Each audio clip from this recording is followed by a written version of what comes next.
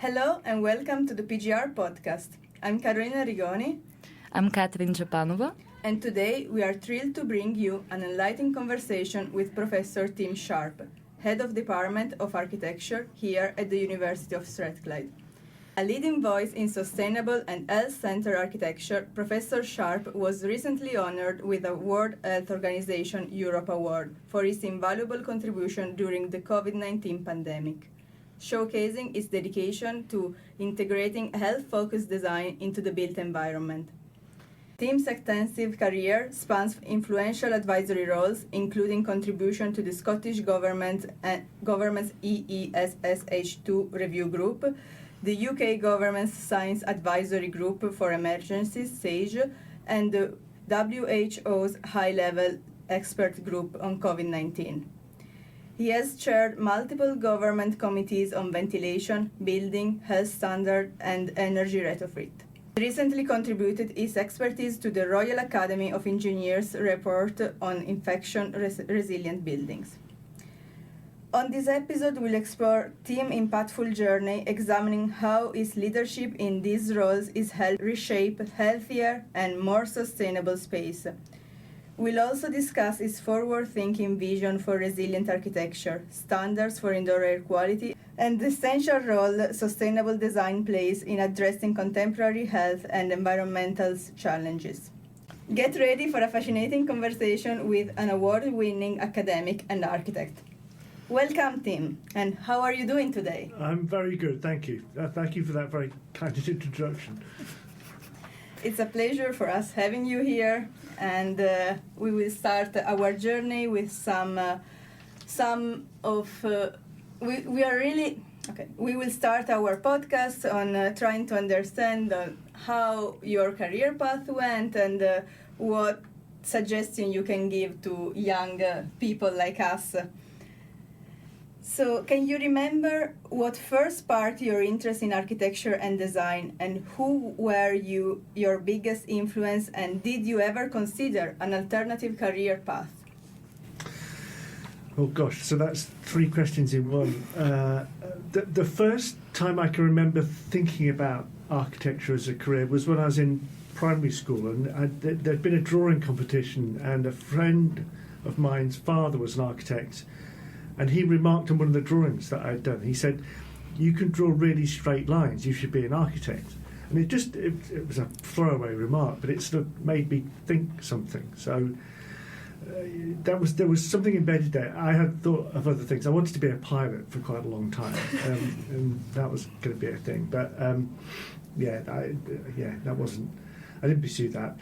When I was at school, I was sort of not stuck. I was doing things both in arts and sciences, and so trying to find a kind of career path that would match that. So I did both kind of biology, I did science, and I did art at the same time, A-level art. So it seemed a sort of natural progression, really. So yes, but I think by the time I was sort of in late secondary school, that's what I was kind of thinking about most clearly. That's very interesting, because you had this choice made so early on in your life, technically. It's been your life path, in a way. I guess so. I mean, there's other things I might have done. I mean, I had offers. When I applied to university, I applied for architecture, obviously. I did apply to do sports science as well, and I might have gone and done that.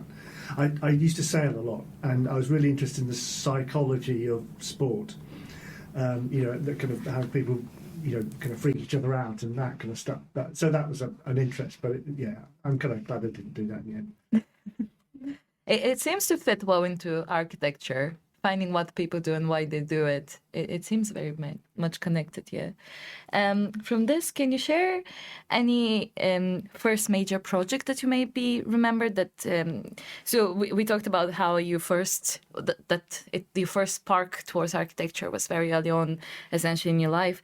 But do you remember any sort of project or something you worked on that really defined your career path in it, that you were like, okay, this is it? Well, the first thing that I remember was not when I was in practice. It was before then. It was when I was still a teenager. Sailing club I mentioned, was building a new clubhouse, and we physically built it ourselves. So that was really interesting. So that whole thing about physically building something, knowing how heavy a block was and how to put it together and make the joints and all that kind of stuff. I was really interested. It made me really interested in how you make things, how you design something, but then actually how you put it together and whether it works. So I think that was a kind of key thing, really, actually, that the practicality of it and the sort of, the tectonics of it, I guess, was really, that I always took that with me. I was always, whenever I was involved in design work, that's interesting. How do you actually do it? How do you actually make it into a building?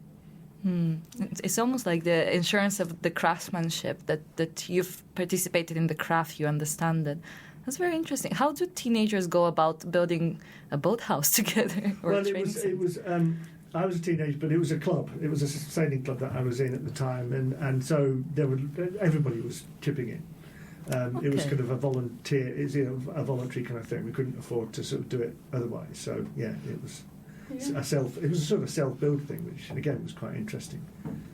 Yeah, it's very interesting on how, like, really, especially in the past, people were more, exposed to do things in first person, like craft things, and now is mostly everything on computer. So this is a big change that I think. I think that's one of the challenges of being an architecture student. If you're doing other things, other types of subjects, you tend to deal with the thing which you're designing.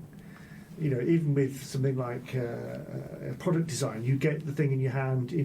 With architecture, it's slightly displaced. You're designing something, and it's a long time before you see the practical implications of that. I mean, there are some exceptions. Things like the Wisdom project, for example, is really good for getting that hands-on experience. But generally speaking, there is a big sort of shift between what people are doing on paper and what the actual reality will be. And it'll be some time before people see that cause and effect until they're in practice. Right. Thank you so much for this insight. And now we are interested to know if there are some key milestone challenges or unexpected turn that led you to your current role at University of Strathclyde. Interesting, I was talking to somebody yesterday about this, one of the fifth year students who had got interested in something I had done. So when I was in fourth and fifth year, I studied at Dundee, did my undergraduates there. And I was really interested in community architecture, so working with tenants groups and real people and the real problems they had. So that had got me interested in that as an idea. And that was what my kind of thesis was on and things like that. But I was finishing and I got a job lined up actually in Australia. I was going to go and work in practice. And it was a weird coincidence that the building is in. One day the lift was broken, so I took the stairs, which involved me going down a different corridor. And there was a notice board, and on the notice board was an advert for a PhD studentship. And it was interesting, but it was right, I might have come across it in a different way, but it was right in that area. It was in user participation, and it was here at Strathclyde. It was Professor Tom Woolley, and it was to do with participation in housing. So, it looked really interesting, and I applied for it, not thinking I would get it, but I did, and there you go. I'm now doing a PhD at Strathclyde. and it was interesting because all my kind of contemporaries, all my people from my year were going off and getting jobs and buying houses and starting work, and there I was on a ridiculously small stipend. But what it gave me is time, right? And time is incredibly valuable. And it gives you that time to develop things and think about things, and there's nothing more valuable than that. Yeah, I think that is a very interesting way of seeing the PhD, and I think it can really help a lot of people that maybe are, in the middle of their PhD, and they're saying, okay, and they hear people telling them, you're just wasting your time, what you're doing, like, I'm already senior architect in this or in that company, and you are there saying, okay, I don't have almost any experience because I started a PhD, and maybe sometimes can be a little bit demoralizing, and you can be a little bit demoralized out of this, but this is a very interesting way of seeing it. But that perspective changes in different times. So Yes, when I subsequently went and worked in practice, we can talk about that in a moment. I worked in practice, and that was sort of really good and really interesting. But after a while, what you realise is you are not a free agent in practice, particularly in commercial practice. You are working for clients, you are working on, those types of things, because I've done the PhD, I was interested in research and finding out things, and there wasn't space to do that in practice in quite the same way. So that took me really back into an academic career. That's really fascinating, to be fair, because it is something you have to battle it with, I feel like, in practice a lot of times, with what the client wants, what has to happen, and what the contractor is willing to do on site. And it's a bit of a mesh, but... I really don't miss the Friday afternoon emails from the contractor. Yes. Or the late night submission that... No. Okay, so moving to another aspect that is very important in your career path, so the COVID-19 experience. So what was like working for the WHO high-level expert group during COVID-19, and what does the WHO Europe Award mean to you? Gosh, well, that's quite a leap forward in time. I mean, that came quite late in the day. I mean, the WHO thing sort of came really towards the end of things in terms of of COVID. I mean, there's a sort of longer story to this, which it kind of starts actually in practice. Whereas the practice I worked for, we were looking at housing primarily in Glasgow, sort of post-war housing, which was, in the late 80s, was really poorly performing. It was damp, it was cold, it was mouldy, and stuff like that. So part of the role of the practice was to understand what was causing that, and how you could fix it, what things you could do to design buildings better. So the key thing there is it became about health. The thing which drove change was the impacts those conditions had on people's health. And so thermal performance was really important, clearly, but ventilation was a big part of that as well. So that became a kind of thread about health is a really important driver for change, if you see what I mean. So that kind of thread goes through the career over a long period of time, with research units and practice, and a lot of it was about sort of energy efficient architecture, things which were comfortable, which was warm, healthy, those types of things. But the ventilation stuff was already there. This is quite a long thing, but bear with me.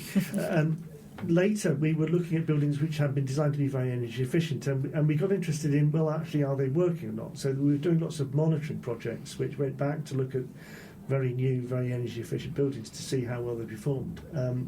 And we were seeing lots of performance gaps. They weren't performing as well as expected, but one of the areas they were performing particularly badly in was ventilation. So that, a little rabbit hole opens up, and you're going to go down there, and it was to do with what's the impact of that, and so that gets us into the relationship between ventilation and health. So then we started to focus more on that, and we got some funding. My colleague Ronnie McGill, we got some funding to run a network, health effects of modern airtight construction, and that connected us with clinicians and public health people and that type of stuff. So that became some expertise in this area, and because it's one of these areas that no one else was particularly interested in. It was a bit niche, I suppose. And I worked with somebody called Kath Noakes, who's professor at Leeds, and we had some funding for a different project as well. When COVID happened, she was asked to put together a group looking at, it was called the Environment and Modelling Group, so it was trying to look at the effects of COVID in the actual built environment. So she asked me to be part of that group, and so that group was part of SAGE. So it was trying to look at what was happening in buildings during outbreaks, and what were the risks there in terms of transmission, and ventilation clearly was a big bit of that. And the challenge early on was trying to understand what role ventilation played in that. So because we were doing that, and we were doing that in the UK, we then got asked to be involved in the WHO group. And that was quite interesting because they were sort of taking quite a lot of we were done and making up those joint things, that kind of joint activity. So it was something which you were able to use what you know for good in a fairly kind of tangible way, I suppose. And so the WHO thing, I suppose, it was nice to get the award. It was all the people involved in it got an award. It certainly wasn't just me; it was everybody. But it's nice to get a bit of recognition for that. I mean, the thing about things like involvement stage, you do them because it's the right thing to do. I mean, it was a weird time because I just started as head of department here as well. So starting as head of department 3 weeks before the pandemic, and then go online, it was quite bizarre. So yes, it was nice to get that kind of feedback and that recognition. Sorry, that was a very long answer to that question. It makes sense. All of the decisions, how they led you to what became super relevant, actually, all of a sudden. Because nowadays, it seems almost like intrinsic that you would be thinking about the ventilation, the air quality, because we went through such a scare with the pandemic. But I suppose at the time when you first started being interested in air quality, it was quite a novel thing to actually address the indoor climate in such a way. How did you know... I suppose, how do you get the sense of, this is something novel? Because it was obviously something very non-explored. How did you get the feeling, this is important, let's focus on this? Yeah, that's a good question. I mean, what we were seeing is buildings which appeared to be badly ventilated. And so and because there is plenty of literature which makes associations between health and good ventilation, the next question is, what's the causality there? What's causing that exactly, and what do we do about it? And there's a whole kind of territory there, and it's to do with with pollutants, mold and damp are obvious things, chemicals in the environment, a whole range of stuff. And the more you look at it, the more you find. I mean, that's one of the interesting things about being involved in research is you don't get clever over time, you get stupider. Right? Yes. You find out more things that you don't know. Do you know what I mean? So that's interesting. That's interesting. So it was trying to sort of understand that. We did some work for Building Standards in Scotland, and the project had been looking at people's interaction with ventilation, and we had monitored buildings and said buildings appeared to be really badly ventilated. You must change regulations. And I'm paraphrasing slightly, but they sort of said, "But yes, but nobody died." And what they mean by that is that it wasn't like there was a fire, and where things like that happen, tragic events happen, then regulations change immediately because there's an absolute cause and effect. But a lot of the effects of ventilation are quite chronic; they happen over long periods of time. So it's very difficult to say that illness was caused by that thing because there's lots of other things there. But it was sort of quite niche. I suppose the thing about this for other people is that you have to find things that you're firstly interested in. Sometimes you need to sort of follow the money a little bit, if that makes sense. Yeah. That sounds a bit cynical, but it's to do with where you can get funding to do work, because some things are interesting, but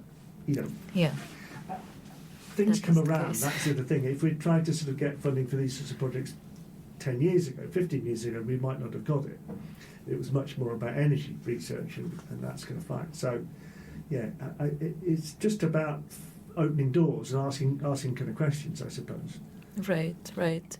Well, that's very encouraging to know that you didn't go into this with straight strategy of, I'm going to become the world specialist on indoor air quality, and I'm going to pursue it. It was just like, I found this very curious and interesting, and then it turns out it's very related to energy efficiency, and then it trickles down into this very, very key role during a very, very key time for the UK. The ventilation thing was always a big thing, because if you're doing low energy design, then the ventilation is a big component of energy loss, right? You could do a lot with fabric and make the building, but you've still got to get, you still got to get ventilation. So that's always been a thing. We did projects before. We did a project when I worked at the School of Art.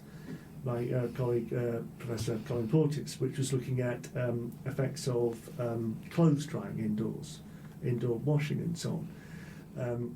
Because we knew that was a thing that people did quite reasonably so. Everybody does it, but what was the impact and how much moisture and So it's trying to understand those impacts, those real world impacts. And on the topic of that, we wanted to ask, because you were involved so on the first line of COVID and how it got treated by the industry, how it got accepted by research as well, what would you say were the most impactful changes after the pandemic that affected the way architects approach indoor spaces, or changes that you could see now that actually would have never happened in such a way unless it was, the way it was imposed by the pandemic in a way? Yeah, I mean, I think that one of the kind of significant changes, I think, is that people are now more aware of indoor air quality ventilation. I mean, it was a thing before the pandemic. Yes. That, risks of pollution and chemicals in buildings was becoming, it was coming up the sort of on people's radar. I suppose COVID allowed us to think a little bit more specifically about that. I think the other thing which is important is one of the things that the pandemic told us, that one of the challenges we had in that area was trying to understand how buildings actually worked. And one of the big challenges, and this is sort of where I got here, I suppose, is you want things to work, right? Yes. If you can't think of any other sphere of design or manufacture and making stuff where you wouldn't automatically test the thing which you've just designed. We don't do that in construction, right? We have innovations, then we go and build them, and no one ever goes back to look to see if they're working. It's crazy. I mean, it is absolutely it is the case. Crazy. So, and part of the reason for that is that construction is built on a tried and tested model, right? If something works, it stays and it still stands up, and so on. But it means that it evolves very slowly, and it's an evolutionary process. The challenge is when we are trying to make big changes quite quickly, which we need to do for energy and carbon and so on, we don't really have the capacity to do research in construction. Very few construction companies have an R&D program, for example. If you compare that to manufacturer or pharmacy or anything else, they spend squillions on that.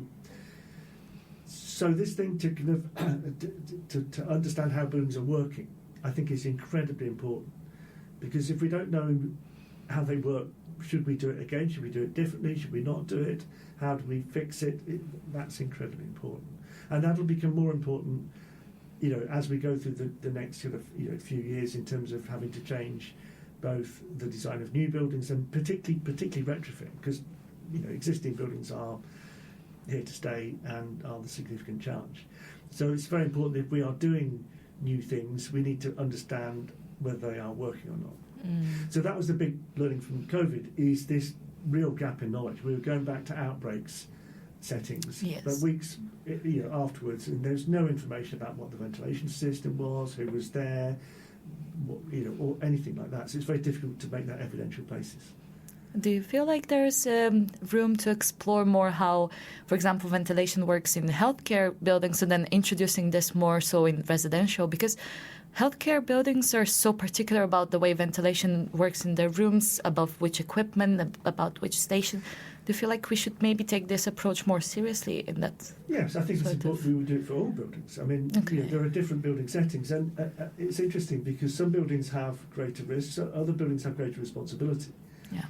So during the pandemic, we did quite a lot of monitoring projects. So we started off with food processing sites because they were continuing to run over there. And that was quite interesting because what we found is that on the factory floor, things were very good, very careful. Everybody wore their hats, the masks, all that kind of stuff. As soon as the bell went, people went to have lunch and all piled into the canteen. It's a bit like that opening scene in The Simpsons, where the nuclear plant. But we did other places. So we did some stuff in prisons, primary care spaces, care homes. I think all those spaces are important. One of the things is about who is responsible. So some building types, the building owner or manager is responsible for the people who are in it, and so they have that both kind of ethical and I suppose physical responsibility. It's hard in homes because people are responsible for their own environment to a certain degree. Now, having said that, certainly anybody who's in a rented home, they have a relationship with the landlord, and the stuff which should be in and should be working should be in and should be working, and if it's not, then there's people need to know about that. Yeah, of course. One of the things which has changed a lot is that it's now much easier to gather this information. So when we were first doing monitoring projects, we were literally turning up at houses with a suitcase full of equipment, wires everywhere. Whatever works. Yeah. Now, small, really small, very small devices. I was going to say the size of a fag packet. That's no longer a metric of size anymore. But the size of a phone, things the size of a phone is now, small devices can gather a lot of information very quickly, very cheaply. So it's got easier. The biggest challenge is getting into the building in the first place. That's where, in research, we spend most of our time trying to negotiate access. Yeah. That makes sense, yeah. You were asking about health spaces. We're doing a project looking at health spaces. A lot of health spaces are very carefully managed. Yeah. So, where you have AGP, aerosol generating procedure spaces, they are usually mechanically ventilated, tightly controlled, filtered, all the rest of it. What's less clear is what happens in more informal spaces. So things like staff rooms, waiting rooms, those sorts of spaces. And we've got a project just starting which is going to try and do a little bit of investigation there. We will probe you on that in due time. It's very interesting, seeing, maybe people don't think that is important. For example, but there are some very little things that people can do and improve actually their lifestyle, because maybe people don't think that have an impact on them, but it's actually having a very huge impact on their everyday life, even the concentration level or how much you can be productive in studying or working. Well, schools are a good example of that. It's very, lots of studies which have related poor levels of ventilation with, low attainment, poor attention, stuff like that.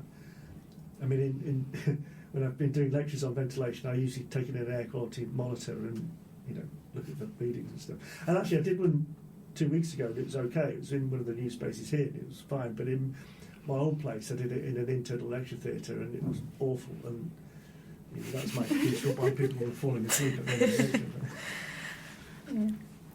So now moving to a more policy side of it. So how did your advisory role with SAGE influence government policy? And what challenges do you face, and do you think significant policy changes still need to happen? I think significant policy changes do still need to happen. That's, I think, one of the slight frustrations post-COVID is that a lot of stuff which was important and was learnt then, you know what it's like, we all sort of revert back to the normal, if you like. So, one of the things that we had been talking about is a concept, for example, of more ubiquitous monitoring. Really, it would be better to be having more continuous monitoring of all new buildings in order to gather that information, and that's not been implemented. There are some kind of cracks there. Before COVID, one of the things which happened as a result of one of the studies we did for the Scottish Government is that they then required the use of CO2 sensors in bedrooms in new homes. And really that's just an awareness raising thing, just so that people are aware of what that means, of what air quality is like. In the recent iteration of building standards in England and Wales, again, there was a requirement for CO2 sensors in some non-domestic buildings, particular buildings, but it's a little inroad into the requirement to do that. One of the challenges with building standards is a lot of the compliance happens at design stages ahead of the building. Very little is actually done post-completion, and that's a real challenge. I think that feeds into what you said earlier about someone needs to go back and check on these buildings, because as far as I know, the current EPC ratings, the way you derive them, essentially if you want to buy a home, let's say, you get this EPC rating essentially sheet that tells you how well the home performs energetically. But then they do say in there that the numbers they arrive at, so they kind of try and project how much your heating would cost, how much it would cost for the water and such, and electricity. But those, they do say themselves, those are just assumed figures. We cannot really monitor this, so we're just assuming based on what we know about the installation or how it's built, and that's it. But 90% of the time, they never really check how exactly it's built. I can get quite cross about this. So I was involved when that whole thing was first sort of started. So it was building research establishment had a thing called the domestic energy model, and it was a sort of spreadsheet, Breedon, and it sort of developed into what is now SAP, which produces the EPC. So the conversation I had at the time, we all had at the time, is that that was not a predictive model. It is not intended to predict what was going to happen. It was there in order to make like-for-like comparisons against different strategies. But it's somehow morphed into this notion that it's about what the building will do. There are so many assumptions in a SAP calculation. The key one is it takes no indication of occupancy and behaviour and how people use a building. So you will have the same SAP, the same EPC, depending on it's one little old building or a family of 10. Clearly the building will perform, use energy in different ways. So I think that's a challenge. I think it's a challenge because so much stuff has somehow got attached to EPC ratings. Yes. I have over the years done sort of expert witness stuff at homes with damp and cold and stuff like that. A building may have a very good EPC, but there's still a massive cold bridge or a hole in the wall or missing insulation, thermal bridging, all that kind of stuff, which makes it really poorly performing. So yeah, there is another iteration of SAP coming out. It's actually colleagues upstairs from us in Esru who are working on that next iteration. But there is this thing about even with a better model, it's still a very simple model, and we don't probably spend enough time thinking about how buildings are actually going to work. Or we do it superficially, especially when we were doing our architecture studies. We had a couple of exercises where we had to basically calculate how much insulation you had to put within your design to make the building work well and how it was going to impact it. And it was so funny because you could reverse engineer the model in a way where some of us would get results that our buildings were overperforming. In a way, they were creating energy almost by the way it was looking at it. And that's the first time I kind of realized, oh, wait, so the numbers are somewhat true, but they don't really respond to context the way you want it to, and they're not very relevant. You can't just apply it on everything universally, as you say. And this kind of feeds into what we were going to ask next, which was about how do you meet research and practice? And I feel like you are the guy to ask about this because you've essentially managed to perform great in both to make it work, one of the other. I think for me, one of the things about architecture is that it's a very applied subject. Yes. We have got colleagues across the university who are doing amazing things in nanoparticles and satellites. Yeah. We are dealing with holes in the ground with lumps of concrete. Yes, the inglorious reality. Well, so I think the kind of the ability, therefore, it goes back to that thing about you've got to be able to influence things which have a difference in practice, in construction, in people's use of buildings. I mean, that's where you can make impact, and impact is really important in research. I think that's one of the kind of big advantages that we have in doing research in architecture as a general thing, is that we can make very direct impact, and that's good. So we've done lots of work we've always worked with practices and people in the industry. So that's housing associations, architectural practices, kind of group, local councils. We've always worked with them in terms of things they're trying to do, questions which they've got. Sometimes there are questions which we are asking them, or we're telling them they've got problems which they didn't realise they had. It's those sorts of things. So we've had some really good projects which have done that. So we've done quite a few things with KTPs, knowledge transfer partnerships with practices, which are really kind of good vehicles. So that's those things are shared projects between a practice, architectural practice or a housing association, and us as academics. And so it's a conduit for that sort of more academic knowledge to feed into a real world output and impact. That's brilliant. It is very inspiring to see, to be fair, for us as well, because that's always something you wonder, is anyone going to care about all of this thing that I'm doing and how is it going to get into the real world? But you're quite right. In our discipline, it's a bit more maybe easier to feed the results into it. Maybe not as easy to get them into policy or to make the biggest impact, but at least you can start, yeah. No, I think it is. I mean, and again, architecture is a very broad church, right? It's everything from, construction, detailing and urban design and social, political theory, everything, behavioural science. I mean, that's one of the interesting things about an architectural course is you get such a breadth of knowledge on lots of different things. The challenge is how do you get to go deep in something? And again, that's one of the good things about doing further education, doing a master's, doing a PhD.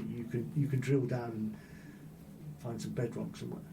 True. Yeah, and also understand how these things that looks abstract in a first sight can be actually practical and applied into, and maybe also we have to start from the students itself to start putting something in their mind from when they are growing and starting building their mindset, rather than then arriving to them and say, okay, this is the theory and now you have to deal with it. So I think that is very important also, this bridge with students, architecture students in particular. For me, I suppose it's something, I haven't really thought about this before, but I suppose it's the difference between knowing how to do something and wanting to do something. So this was a big thing. I was talking to Clive about this yesterday. We were talking about my PhD. So it's about user participation in design. And it's about using CAD. And CAD was first invented then. We had to program it by hand and all the rest of it.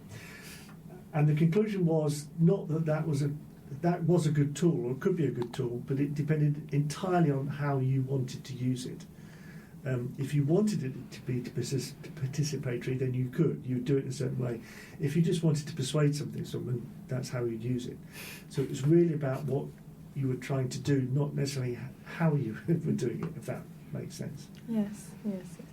So after this talk about air quality and the quality of space, especially in houses and indoor spaces, so while sometimes policy solution and top-down strategies are important for air quality, but what practical habits or tool do you advise, especially Glass Vision, to use for assessing or improving their air quality at home?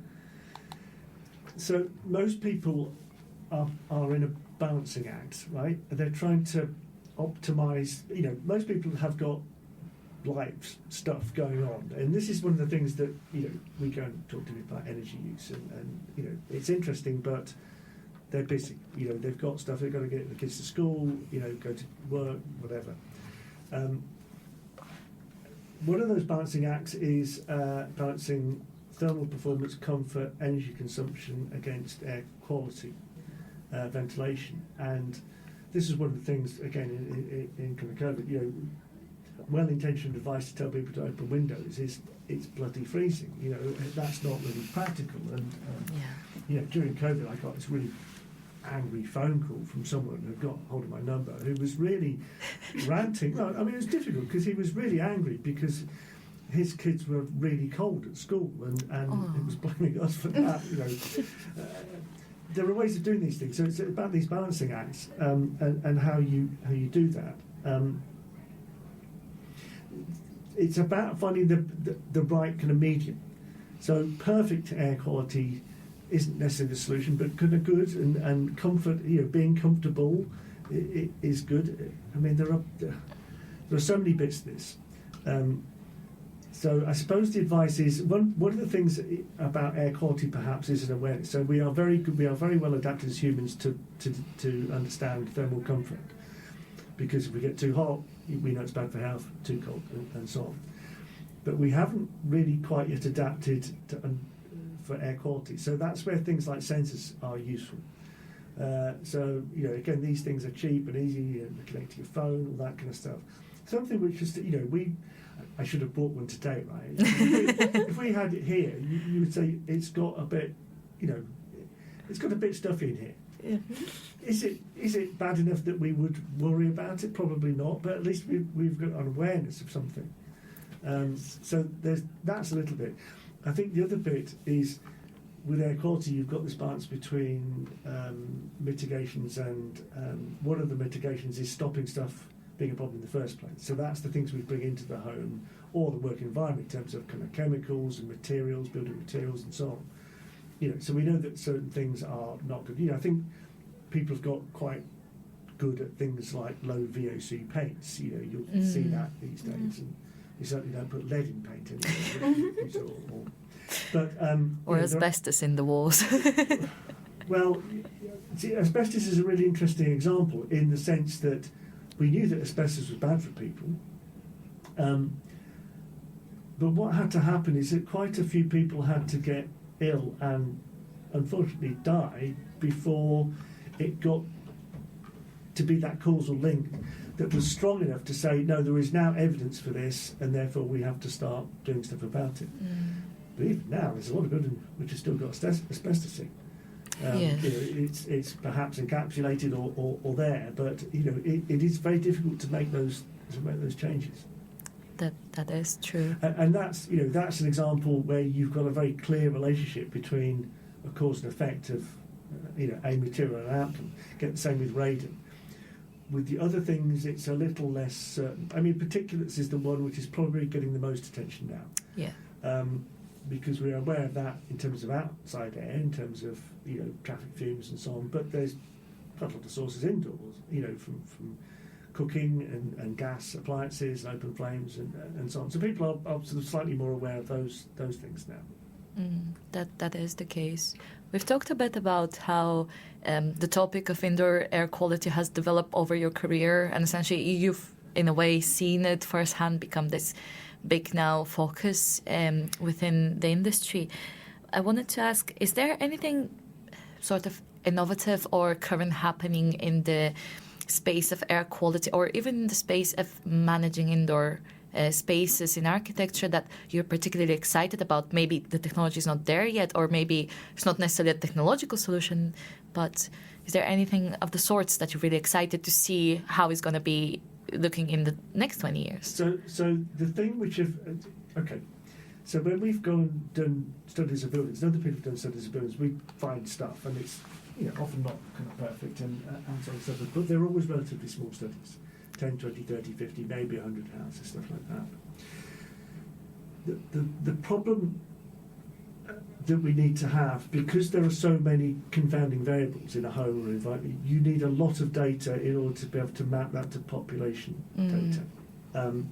So what that means is we really should be getting information from hundreds, thousands, tens of thousands of buildings in order to be able to see what does that look like on a population level, in order to say there is a relationship between one thing and another. So one of the things which I think is exciting is that it is now easier to do that.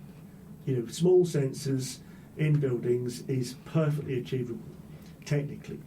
There are some challenges about big data sets and all that kind of stuff, but we could do that if we wanted to.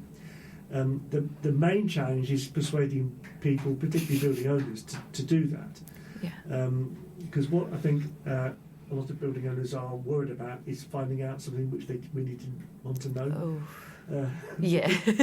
Well, it's difficult because most buildings, people spend a lot of money on the building, but they don't really plan for how it needs to be maintained and looked after over time, and there's very little money to do that kind of stuff. So, most people looking after buildings really are just, they're kind of reactive. When there's a leak, they'll fix it, and they'll respond to a complaint and stuff like that. So, it's those sorts of challenges, I think.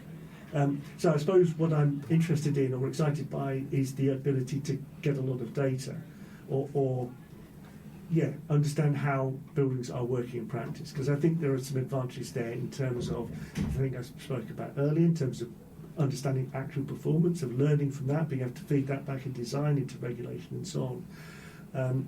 It's also the potential to move from prescriptive building standards to performance-based standards. Yes. Because what you're really interested in is not what you think it's going to do, but what it actually does, both in energy, air quality, comfort, satisfaction, all those kind of things. It's really what the building actually does, which is important. Do you feel maybe the industry will soon evolve towards more, not as much technically based solutions, but more so on, as you said, is very prescriptive in a way? Is there the way medicine, let's say, is now trying to leap forward from a way where you treat the symptoms to a way where you try to avoid them altogether, and in a way like a preventative medicine, if that makes sense?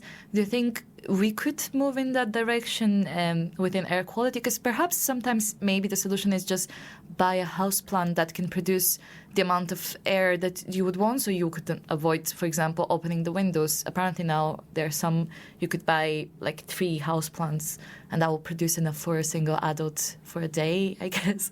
Do you feel like we could maybe get into that direction, or do you think the nature of the industry prevents this? Because you have to kind of prevent someone getting their pocket money out of it, essentially, if you introduce non-technical solutions to these. Yeah, so that's interesting. So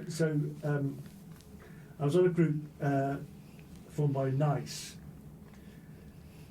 which used to be called the National Institute of Clinical Excellence, and it's not called that now. I can't remember what it is called, but it's still called NICE, right?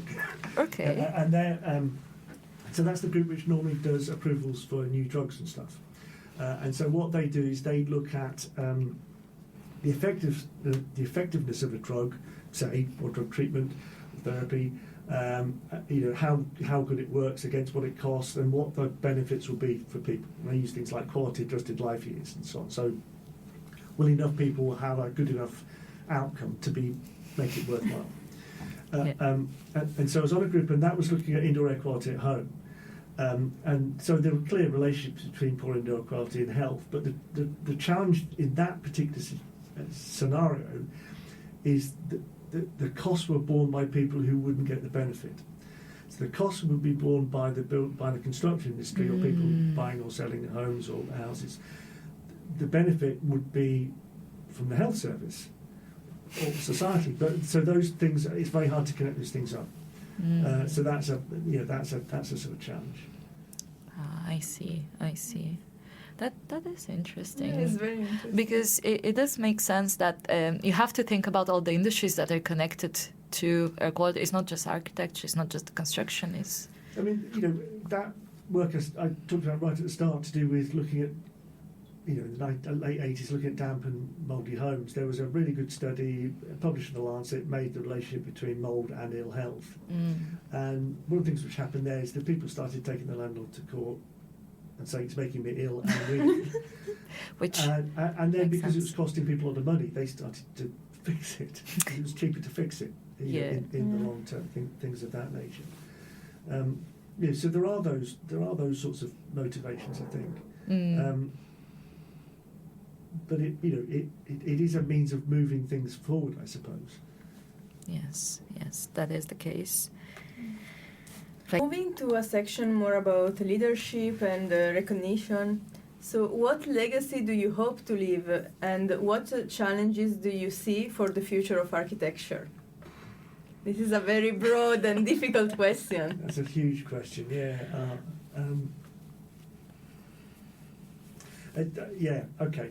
I mean, obviously, one of the things that you leave as a legacy as an educator is all the people you have seen, and that's and I think that's interesting because it is the fact that you might influence people to make different decisions, to do things in practice in their lives and stuff like that, and and I think that's kind of I think that's the sort of legacy that you hope for in terms of changing the world slightly. There are some things which you can sort of see as, in terms of kind of, some building standards or how. So one of the things is the practice that where I worked initially was community technical aid and participatory design. And one of the things that sort of morphed into is community-controlled housing associations, and I was a little bit of a big kind of group which was doing that, but it was that sort of change which changed how we deliver housing. Before that, it was all kind of council housing, and now, the ability for people to have a say in things, and the reason that people had the say because they got some skin in the game. They were concerned about their fuel bills, they were concerned about their health and their kids and stuff like that. So I think that becomes part of it. And again, I suppose the legacy thing is to do with this idea that we are building buildings for people. And it's really important to remember that as designers, because one of the slight risks in architecture schools is because we just surround ourselves with other architects, we are trying to make other architects happy and like what we've done, and so it can be a little bit inward facing sometimes, and we've got to remember we are doing things and people will live in these buildings and enjoy them or not, as the case may be. So I think that's an important thing in terms of, I suppose, the message I'm trying to get across, thinking about how buildings actually work, how they're made, how they're used.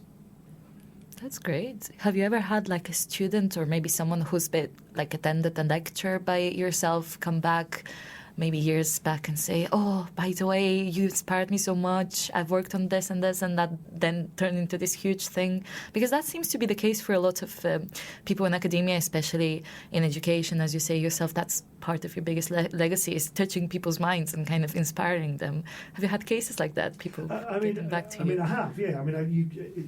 One of the strange things about being in academia for a long period of time is that you'll be standing somewhere and someone will come up and start talking to you, and they'll know who you are. The thing is, the last time you saw them, they were like 21, and now they're 47 with a beard, and it takes a while. But there is that thing about and so we have these really interesting conversations, and there is some of that, That's lovely. That's lovely to think about, because that's how you actually see your legacy unfold in a way. Because legacy shouldn't be perceived as something you leave behind. It's something that evolves. You are touching other people. Legacy is a bit of I don't know. I don't like the word, but I know what you mean. I think part of it is that somehow you have changed the conversation. So again, it's very hard to do it as an individual, but if you are part of a group, so the conversation we are having around health, ventilation, these types of things is happening now in a way that it wasn't happening before. So, if you're involved in research, it's the standing on the shoulders of giants thing. You are always working with other people who are influencing, and you are supporting them, and they're supporting you. Right. I've had really, really good support over my career from people who have supported and mentored me and helped me move forward. From when I was a PhD and when I first worked in practice. And you try to do the same for the people, so we try and get money to employ people, give them research posts and, PhD studentships and all that kind of stuff. You're always trying to bring on the next, the next kind of generation of people. That kind of answers our next question, but I'm going to ask it regardless. Is that where your passion for architecture continues on then? Is that where it keeps fueling you, that sort of impact that you see in other people? Or is there something else as well that keeps you going and keeps you very driven? There is always that thing. It's a long time since I've practiced sort of commercial practice. I'm still a registered architect. I still do some work in terms of expert witness stuff and so on. But I will still have this thing, and I'll go to a building, and my heart will beat faster. It's like, oh wow, I can still go to places and get excited because you're in something special. I think there's a slight tendency for architecture as a discipline to focus on the glittery things at the top. True. Whereas it's a whole tree. It's to use the Christmas tree metaphor, but there is those things which you go and they just really excite you, and you enjoy being at them. And some of those things are not necessarily they are not necessarily the big glittery things. It's just some small building, some little hut you come across, or something like that. But there is something when you see something good, you know it. Yes.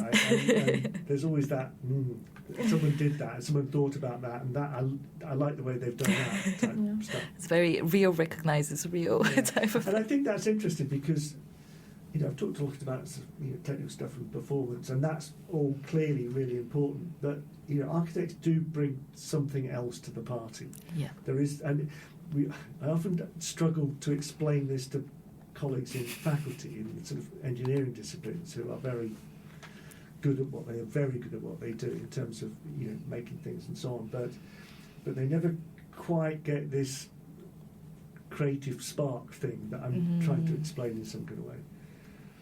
That is special. I think is always the challenges in collaborating with engineers. Or, for example, my brother is an engineer, and we never understand each other on this particular point because they are way more practical and straight to the point, and we are more creative. But it's also what makes us special, kind of. And now we are moving towards the more personal side of the story. So our first question is, what advice would you give to your younger self, and which qualities have been most essential to your success? Well, to answer the second bit first, I think kind of resilience is really important. It's the ability to sort of to keep going. So I've bored lots of people with this story, but when I first went to university, I found it quite hard. You go from school to university, it's a bit overwhelming and all this kind of stuff. And, I kind of went over at Christmas and I was moaning away to my dad and said, it's really hard, I'm really stressed and I've got these hand-ins. And he said, when I was your age, I was in the rear turret of a bomber over Central Europe. Don't talk to me about stuff. And it gave me a sort of perspective in life, do you know what I mean, in terms of understanding what challenges are exactly. So I think there is something about, we all have really down times, right? And the trouble is, when you're having a downtime, it's like you're in a hole and you can't see anything else. When you're not in a downtime, you can see there are holes, but you can find ways around them. So I think there's something about kind of keeping going and trying to find ways to be resilient, I think, is really important. Yes. And I know that things are very different for students in terms of money and external pressures and all that kind of stuff. But it's okay, right? You just keep going; it'll be all right in the end. I think that's one of the things. Some of it is about there's this phrase: "Perfect shouldn't be the enemy of good," right? And certainly, one of the things is we have a lot. We have very high entry requirements, so we get very good students, and there'll always be someone better than you. Right? Yes. And it's important to kind of recognise that. But what's the other phrase? If you're the smartest person in the room, you're in the wrong room. And I think that's important, because you will learn from other people, and I think that's really important as well. That kind of follows into another question we have for yourself is, what unexpected paths or surprising directions did architecture lead you on, or your research career lead you on? And could you share some experiences from that perhaps would give insight to our listeners of what other creative paths might be open to them? One of the interesting things which happened, when did I start doing it? Maybe towards the end of my PhD. I saw a TV. So when I was at university, I learned to scuba dive. My dad was really keen that I'd be an oceanographer. Anyway, but so I was quite into the sea and sports and stuff. So I learned to scuba dive and did that quite a lot, and it was fine. And I saw a TV program. It was this guy called Benson Bound, and he had been working on a project in Italy somewhere, an underwater archaeology project. And at the end of it, he said, we take volunteers, and we are really looking for people who can dive but also know how to draw.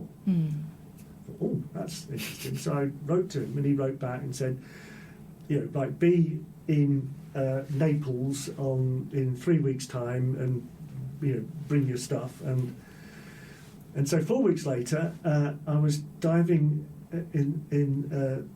on an underwater volcano just off Panarea, bringing Etruscan fineware and drawing it. And that was my job for a month doing that. So I did that every summer for a long time afterwards. We just went to different projects around the world doing archaeological things because they needed. So the problem was that on an underwater site you need to be able to map it and draw it, and the artifacts you've got to be able to sort of record them accurately and stuff like that. So that skill of being able to dive and draw at the same time was reasonably unique, and so that was a really interesting sort of side thing. And there's quite a few times sort of out on a beach in Vietnam somewhere thinking, I could really do this full time.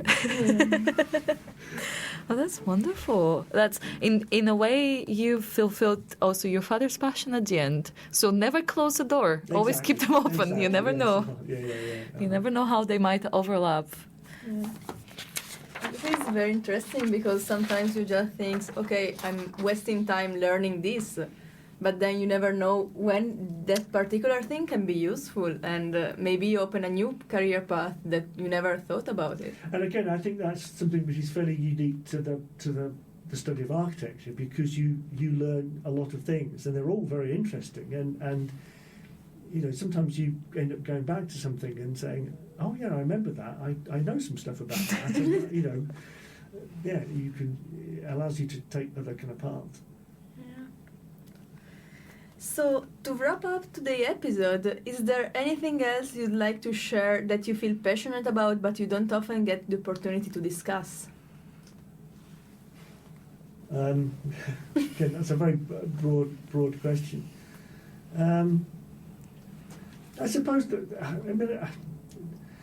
it's quite a lot of things I've said already, really. I think for me it's important that people think about what they are designing as something for somebody else in terms of a user, of people who live and work in these buildings.